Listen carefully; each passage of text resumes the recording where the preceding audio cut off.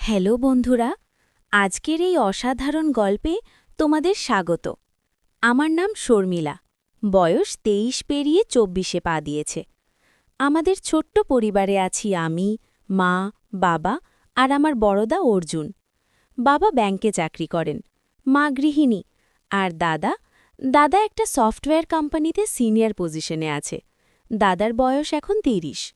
ছোটবেলা থেকেই আমার সবথেকে বড় বন্ধু, গার্ডিয়েন আর কখনো কখনো একটু বেশিই প্রোটেক্টিভ। আমি এইমাত্র কলেজ শেষ করেছি। কোনো চাকরির পরীক্ষা দিইনি, কোনো প্ল্যানও করিনি। দিনগুলো কাটে বই পড়ে, গান শুনে আর বারান্দায় বসে সন্ধেবেলার আকাশ দেখে। মনে হয় জীবনটা একটা খোলা বই, কিন্তু আমি এখনো প্রথম পাতাটাই ভালো করে পড়তে পারিনি। আমাদের পাড়াটা খুব শান্ত। পুরনো আমলের বাড়ি, লম্বা গলি আর দুধারে বড় বড় গাছ। আমাদের বাড়ির ঠিক উল্টো দিকে একটা ৩ তলা বাড়ি আছে। অনেকদিন ধরেই খালি পড়েছিল। মাস ৬ আগে হঠাৎ দেখি বাড়িটায় লোক এসেছে। একটা কালো গাড়ি, কয়েকজন কাজের লোক আর একজন পুরুষ। বয়স আন্দাজ করা মুশকিল, ৩০-এর কাছাকাছি হবে। লম্বা, ফর্সা, চোখে হালকা নীলাভ আভা, পরনে সাদা শার্ট আর কালো ট্রাউজার্স। দেখলেই মনে হয় লোকটা যেন ছবি থেকে নেমে এসেছে। প্রথম যেদিন দেখি, আমি বারান্দায় দাঁড়িয়ে চা খাচ্ছিলাম। সে বাড়ির গেট খুলছিল। হঠাৎ আমার দিকে তাকালো। চোখে চোখ পড়তেই আমার বুকের ভিতরটা কেমন যেন কেঁপে উঠল। সে হাসল, খুব হালকা, কিন্তু এমন হাসি যে মনে হলো আমাকে সে অনেক আগে থেকেই চেনে। আমি লজ্জায় চোখ নামিয়ে নিলাম। তার নাম ঋষান রায়। একা থাকে, কোনো পরিবারের সদস্য আসে না। কাজের লোক আছে ২জন। কি করে জানি না, কেউ কিছু বলে না। শুধু শুনেছি ও নাকি কোনো বড় কোম্পানির সিইও। কিন্তু এত ছোট পাড়ায় একা কেন থাকে সেটা কারোর বোঝা হয় না। দিন কয়েক পর একটা অদ্ভুত ব্যাপার হলো। সন্ধেবেলা আমি বারান্দায় বসে গান শুনছিলাম, হেডফোন কানে। হঠাৎ মনে হলো কেউ আমার নাম ধরে ডাকছে। খুব মিঠা, গভীর গলা, শর্মিলা। আমি হেডফোন খুলে চারদিকে তাকালাম। কেউ নেই। উল্টো দিকের বাড়ির বারান্দায় ঋষান দাঁড়িয়ে। দূর থেকে দেখা যায় না মুখ, শুধু একটা ছায়া। আমার মনে হলো সেই ডেকেছে, কিন্তু এত দূর থেকে অসম্ভব। আমি নিজেকে বোঝালাম, হয়তো ভুল শুনেছি। কিন্তু পরের দিনও একই ঘটনা। রাত ১১টা, আমি ঘরে শুয়ে বই পড়ছি, জানালা খোলা। হঠাৎ আবার সেই গলা, শর্মিলা। এবার আর ভুল হবার কোনো সম্ভাবনা নেই। আমি জানালার কাছে গিয়ে দাঁড়ালাম। উল্টো দিকের বাড়ির ৩ তলার বারান্দায় একটা মৃদু আলো জ্বলছে, আর সেই আলোর মাঝে ঋষান, হাতে একটা গ্লাস, আমার দিকে তাকিয়ে, চোখে একটা অদ্ভুত ঝিলিক। আমি কিছু বলার আগেই সে মাথা নাড়ল, যেন বলছে, ভয় পেও না। আমার শরীরে কাঁটা দিয়ে উঠল, কিন্তু সেই ভয়ের সঙ্গে ছিল একটা অদ্ভুত টান, যে টান বোঝাতে পারি না। তারপর থেকে শুরু হলো একটা নিঃশব্দ খেলা। সে কখনো আমার সঙ্গে কথা বলত না, কিন্তু প্রতিদিন আমি যখন বারান্দায় যেতাম সে সেখানে থাকত। কখনো বই পড়ছে, কখনো চা খাচ্ছে, কখনো শুধু আমার দিকে তাকিয়ে। আমি লজ্জায় চোখ ফিরিয়ে নিতাম, কিন্তু মনটা থাকত ওর দিকে। একদিন বৃষ্টি নামল, ঝমঝমিয়ে। আমি বারান্দায় দাঁড়িয়ে ভিজছিলাম। হঠাৎ দেখি ঋষান বেরিয়ে এসেছে। ছাতা নেই, শার্ট ভিজে গেছে। সে আমার দিকে তাকিয়ে হাসল। তারপর হাতটা উঁচু করে কি যেন দেখালো, একটা ছোট্ট কাগজ। তার ওপর লেখা, ভিজতে ভালোবাসো। আমার বুক ধক করে উঠল। আমি লজ্জায় হেসে ফেললাম। তারপর দৌড়ে ঘরে চলে গেলাম। কিন্তু সেই রাতে ঘুম আসেনি। মনে হচ্ছিল আমার শরীরের ভিতরে কেউ যেন আগুন জ্বালিয়ে দিয়েছে। দিনগুলো কাটতে লাগল, কিন্তু কেউ কারোর সঙ্গে কথা বলি না। শুধু চোখের ভাষা, শুধু ইশারা। একদিন সন্ধেবেলা দাদা বাড়ি ফিরল। আমি দেখলাম দাদার মুখটা ভীষণ গম্ভীর। আমাকে ডেকে বলল, শর্মি, ওই উল্টো দিকের লোকটাকে চেনো? আমি ভ্যাবাচ্যাকা খেয়ে গেলাম। না, মানে দেখেছি শুধু। কেন দাদা? দাদা চুপ করে রইল একটু। তারপর বলল, ওর সম্পর্কে কিছু জানি না, তবু মনে হয় ও যেন তোকে বড্ড বেশি লক্ষ্য করে। আমি কিছু বলতে পারলাম না, মুখ লাল হয়ে গেল। দাদা আমার মাথায় হাত রেখে বলল, সাবধানে থাকিস, কিছু লোকের চোখে এমন জাদু থাকে মেয়েরা বুঝতেই পারে না কখন ডুবে যাচ্ছে। সেই রাতে আমি জেগে রইলাম, জানালার পাশে বসে। হঠাৎ দেখি রিশান বারান্দায় এসেছে, আমার দিকে তাকিয়ে। তার হাতে একটা ছোট্ট বাক্স। সে বাক্সটা খুলল। ভিতরে একটা লাল গোলাপ আর একটা চিঠি। সে গোলাপটা আমার দিকে এগিয়ে ধরল, দূর থেকে, যেন আমি নিতে পারি। আমার পা দুটো নিজে থেকে এগিয়ে গেল। আমি বারান্দায় গেলাম। বৃষ্টি থেমে গেছে, ভেজা হাওয়া আসছে। আমি হাত বাড়ালাম। রিশান হাসল। তারপর চিঠিটা একটা কাগজের প্লেন বানিয়ে উড়িয়ে দিল। হাওয়ায় ভেসে এসে আমার পায়ের কাছে পড়ল। আমি কাঁপা হাতে চিঠি তুলে নিলাম। খুলতেই দেখি শুধু একটা লাইন, আমি তোমাকে অনেক আগে থেকে চেয়েছি, কিন্তু তুমি এখনও জানো না আমি কে। আমার শরীরটা কেঁপে উঠল। চিঠিটা বুকের কাছে চেপে ধরলাম। রিশান তখনও তাকিয়ে আছে, তার চোখে এমন একটা আগুন যে আমি আর চোখ ফেরাতে পারলাম না। সেই রাতে আমি প্রথমবার নিজের শরীরের ভিতরে এমন একটা ঝড় অনুভব করলাম যার নাম আমি এখনও দিতে পারি না। শুধু জানি আমি আর আগের শর্মিলা নই। আমার মনে হচ্ছিল রিশান আমাকে শুধু দেখছে না, সে আমাকে যেন ছুঁয়ে দিচ্ছে, দূর থেকে, চোখ দিয়ে, হাসি দিয়ে। আর সেই ছোঁয়ায় আমার শরীরের প্রতিটা রন্ধ্র যেন জেগে উঠছে। কিন্তু একটা প্রশ্ন আমাকে রাতে ঘুমোতে দিচ্ছে না। সে বলেছে, আমি তোমাকে অনেক আগে থেকে চেয়েছি। কত আগে? আর সে আসলে কে? হ্যালো বন্ধুরা, আবার ফিরে এসেছি। তোমরা যারা প্রথম চ্যাপ্টার শুনেছ তারা জানো শর্মিলার জীবনে এসেছে একটা ছায়া, নাম রিশান।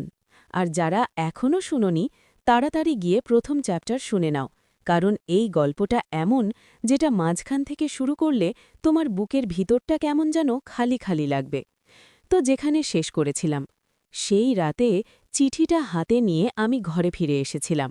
দরজা বন্ধ করে দিয়েছিলাম, কিন্তু বন্ধ করতে পারিনি আমার শরীরের ভিতরে যে ঝড় উঠেছিল। আমি বিছানায় শুয়ে পড়েছিলাম, চিঠিটা বুকের উপর রেখেছিলাম। চোখ বন্ধ করলেই দেখতে পাচ্ছিলাম রিশানের সেই চোখ, যে চোখ আমাকে দেখছে না, আমাকে যেন গিলে খাচ্ছে। আমি জানি না কখন ঘুমিয়ে পড়েছিলাম, কিন্তু স্বপ্নে দেখলাম আমি একটা অন্ধকার ঘরে, চারদিকে শুধু মোমবাতি, আর সামনে রিশান, তার হাত আমার কোমরে। আমি পিছিয়ে যেতে চাইছি, কিন্তু পারছি না। সে কাছে আসছে, আরও কাছে, আমার গলার কাছে ঠোঁট। আমি চিৎকার করতে গেলাম, কিন্তু গলা দিয়ে শব্দ বেরোল না, শুধু বেরোল একটা গভীর শীতকার। আমি চমকে উঠে বসলাম, ঘামে ভিজে গেছে পুরো শরীর। ঘড়িতে রাত ৩টে। জানালা দিয়ে দেখি উল্টো দিকের বাড়ির ৩তলায় এখনও আলো জ্বলছে, আর রিশান বারান্দায় দাঁড়িয়ে। আমি যেন বুঝতে পারছিলাম সে জেগে আছে আমার জন্য। পরের দিন সকালে আমি আর বারান্দায় যাইনি, লজ্জা করছিল, ভয়ও করছিল। কিন্তু দুপুরের দিকে দাদা আমাকে ডেকে বলল, শর্মি, আজ বিকেলে আমি বাইরে যাচ্ছি, রাতে ফিরব। মা বাবা গিয়েছে মামার বাড়ি, তুই একা থাকবি, দরজা ভালো করে বন্ধ রাখিস। আমি মাথা নাড়লাম, কিন্তু মনে মনে একটা অদ্ভুত উত্তেজনা জেগেছিল। বিকেল গড়িয়ে সন্ধে নামল, বাড়িতে আমি একা। বৃষ্টি শুরু হয়েছে আবার, ঝমঝম করে। আমি জানালার পর্দা সরিয়ে তাকালাম। রিশান বারান্দায়, হাতে একটা ছাতা। সে আমার দিকে তাকিয়ে ইশারা করল, নিচে আয়। আমার পা কাঁপছিল, মাথা বলছিল যাস না, কিন্তু শরীর শুনছিল না। আমি একটা কালো শাড়ি পরে নিলাম, চুল খোলা রাখলাম, আর বেরিয়ে পড়লাম। বাইরে বৃষ্টি, আমি ছাতা নিইনি, ভিজতে ভালো লাগছিল। রাস্তা দিয়ে হাঁটছি, রিশান গেট খুলে দাঁড়িয়ে আছে। আমি কাছে যেতেই সে ছাতাটা আমার মাথার উপর তুলে ধরল। ভিজে যাচ্ছিলে কেন? তার গলা এত কাছে শুনে আমার শরীরটা কেঁপে উঠল। আমি কিছু বলতে পারলাম না, শুধু মাথা নিচু করে দাঁড়িয়ে রইলাম। সে আমার হাত ধরল, খুব আলতো করে, কিন্তু সেই ছোঁয়ায় আমার শরীরে বিদ্যুৎ খেলে গেল। সে আমাকে তার বাড়ির ভিতর নিয়ে গেল। ভিতরটা অন্ধকার, শুধু কয়েকটা মোমবাতি জ্বলছে। গোটা বাড়িতে কেউ নেই। সে আমাকে বসালো একটা বড় সোফায়। আমি বসতেই সে আমার সামনে বসল। ভয় পাচ্ছ? সে জিজ্ঞেস করল। আমি মাথা নাড়লাম, না। সে হাসল, মিথ্যে বলছ, তোমার চোখে ভয় আছে, আর তার সঙ্গে আরেকটা জিনিস, জানো সেটা কি? আমি চুপ করে রইলাম। সে আরও কাছে এগিয়ে এলো, আমার গালে হাত রাখল। এটা হলো আগুন, যে আগুন তুমি নিজেও জানো না কতদিন ধরে জ্বলছে। আমি কথা বলতে গেলাম, কিন্তু সে তার আঙুল আমার ঠোঁটে চেপে ধরল। শ্, আজ কোনো কথা নয়, তারপর যা হলো সেটা আমি কখনো ভাষায় বলতে পারব না, শুধু বলতে পারি তার ছোঁয়া যেন আমার শরীরের প্রতিটা অংশকে জাগিয়ে তুলছিল। তার ঠোঁট আমার গলায়, আমার কাঁধে। আমি চোখ বন্ধ করে ফেললাম। আমার শরীর আর আমার ছিল না, আমি যেন তার হয়ে গিয়েছিলাম। কতক্ষণ কেটেছিল জানি না। যখন চোখ খুললাম, বাইরে বৃষ্টি থেমে গেছে। আমি তার বুকের উপর মাথা রেখে শুয়ে আছি। সে আমার চুলে বিলি কাটছে। রিশান, আমি প্রথমবার তার নাম ধরে ডাকলাম। তুমি বলেছিলে তুমি আমাকে অনেক আগে থেকে চেয়েছ। কত আগে? সে চুপ করে রইল। তারপর খুব আস্তে বলল, যখন তুমি 11 বছরের ছিলে। আমি চমকে তার দিকে তাকালাম। মানে? সে হাসল, কিন্তু সেই হাসিতে ছিল একটা গভীর দুঃখ। আমি তোমার দাদার বন্ধু ছিলাম শর্মিলা, কলেজে পড়তাম। তোমার দাদা আমাকে বাড়িতে নিয়ে আসত। তুমি তখন ছোট। আমি তোমাকে দেখতাম আর মনে মনে বলতাম, একদিন এই মেয়েটা আমার হবে। আমার মাথা ঘুরে গেল। দাদা জানে? না, কাউকে বলিনি। আমি চলে গিয়েছিলাম বিদেশ, অনেক বছর, কিন্তু তোমাকে ভুলতে পারিনি। যখন ফিরলাম শুনলাম তোমার বিয়ের কথা হচ্ছে। আমি আর থাকতে পারিনি, এই বাড়ি কিনে নিলাম, শুধু তোমাকে কাছে রাখার জন্য। আমি কিচ্ছু বলতে পারলাম না, শুধু তার বুকে মুখ গুজে কাঁদতে লাগলাম। তারপরের দিনগুলো ছিল স্বপ্নের মতো। আমি আর আমার বাড়িতে থাকতাম না, রাত হলেই চলে যেতাম রিশানের কাছে। সে আমাকে এমনভাবে ভালোবাসত যেন আমি তার জীবনের শেষ অক্সিজেন, আর আমি তার কাছে হারিয়ে ফেলেছিলাম নিজেকে। কিন্তু একদিন সব শেষ হয়ে গেল। আমি তার বাড়িতে গিয়েছিলাম, সন্ধে হয়ে গেছে, দরজা খোলা। ভিতরে ঢুকতেই দেখি ঘরের মেঝেতে রক্ত, আর মাঝখানে পড়ে আছে একটা ছবি, আমার ছবি, যেটা আমি 11 বছর বয়সে তুলেছিলাম। ছবির ওপর রক্তের দাগ। আমি চিৎকার করে উঠলাম। তারপর দেখি রিশান দাঁড়িয়ে আছে, তার হাতে একটা ছোট্ট ছুরি, চোখ লাল। শর্মিলা, তুমি আর কারো হতে পারো না। তুমি যদি আমার না থাকো তাহলে কারো থাকবে না। আমি পিছিয়ে যেতে লাগলাম। রিশান, তুমি পাগল হয়ে গেছ? সে হাসল। হ্যাঁ, তোমার জন্য পাগল হয়েছি, অনেক আগে থেকে। আমি দৌড়ে বেরিয়ে এলাম। বৃষ্টি নেমেছে আবার। আমি আমার বাড়ির দিকে দৌড়চ্ছি। পিছনে তার গলা, শর্মিয়া, তুমি পালাতে পারবে না, তুমি আমার। আমি বাড়িতে ঢুকে দরজা বন্ধ করলাম। কাঁপছিলাম পুরো শরীর। ফোন করলাম দাদাকে, কিন্তু ফোন বন্ধ। রাত বাড়ল, বাইরে বৃষ্টি। আমি জানালার কাছে দাঁড়িয়ে। হঠাৎ দেখি রিশান আমাদের বাড়ির সামনে দাঁড়িয়ে, ভিজছে, হাতে সেই ছোট্ট ছবিটা। সে আমার দিকে তাকিয়ে হাসছে। আমি আর সহ্য করতে পারলাম না। আমি দরজা খুলে বেরিয়ে গেলাম। বৃষ্টিতে ভিজে তার সামনে গিয়ে দাঁড়ালাম। কি চাও তুমি? সে আমার কাছে এলো, আমার কোমর জড়িয়ে ধরল। তোমাকে, পুরোপুরি। আমি আর লড়াই করলাম না। আমি তার ঠোঁটে নিজের ঠোঁট রেখে দিলাম। বৃষ্টিতে আমরা দুজনে এক হয়ে গেলাম। তারপর কি হয়েছিল সেটা আমি কাউকে বলিনি, শুধু জানি সেই রাতের পর থেকে রিশান আর কখনো আমাদের পাড়ায় দেখা যায়নি। আর আমি আর আগের শর্মিলা নই। কখনো কখনো রাতে আমার ঘরে একটা গন্ধ আসে, গোলাপের গন্ধ, আর কানে বাজে একটা গলা, শর্মিলা। আমি জানি সে চলে গেছে, কিন্তু আমাকে ছেড়ে যায়নি। বন্ধুরা, এই ছিল গল্পটা। কিছু ভালোবাসা এমন হয় যেটা শেষ হয় না, যেটা শুধু পোড়ায় চিরকাল। তোমরা যদি এই গল্পটা শুনে কাঁদো তাহলে যেন তুমি বুঝেছ, আর যদি ভয় পাও তাহলে যেন তুমি বুঝেছ আরও বেশি। এটাই ছিল শর্মিলা আর রিশানের গল্প, একটা গল্প যেটা কখনো শেষ হয় না। আমি শর্মিলা, আর আমি এখনও তার জন্য অপেক্ষা করি।